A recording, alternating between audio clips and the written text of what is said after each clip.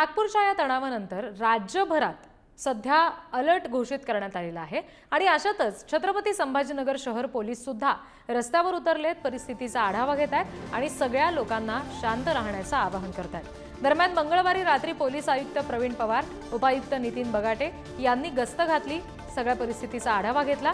विशेष पोलीस आयुक्त आणि उपायुक्त सर्व पोलीस अधिकाऱ्यांसह रोज रात्री 9 वाजता रस्त्यावर उतरून गस्त घालणार आहेत। याबाबत पोलीस आयुक्त प्रवीण पवार यांनी तशा कडक सूचना केलेल्या आहेत असं समजतंय।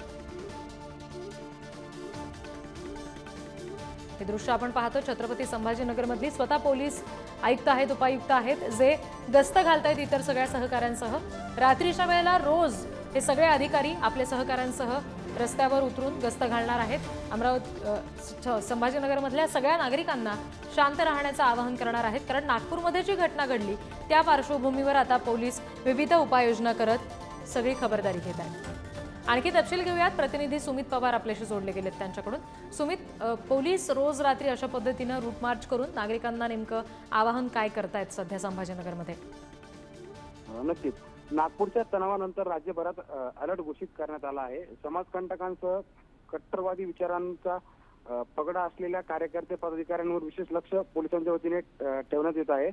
वरिष्ठांपासून सर्वांनी संवेदनशील भागात भेटीत नागरिकांच्या संपर्कात राहण्याच्या सूचना शहर पोलीस व जिल्हा प्रशासनाच्या वतीने करण्यात आलेल्या आहेत। तसेच पोलीस आयुक्त प्रवीण पवार यांनी सर्व पोलीस ठाण्याचे प्रभारी, विशेष शाखा आणि गुन्हे शाखेच्या अधिकाऱ्यांना किरकोळ घटनेतही तत्काळ प्रतिसाद देण्याचे ताकीद दिलेले आहेत।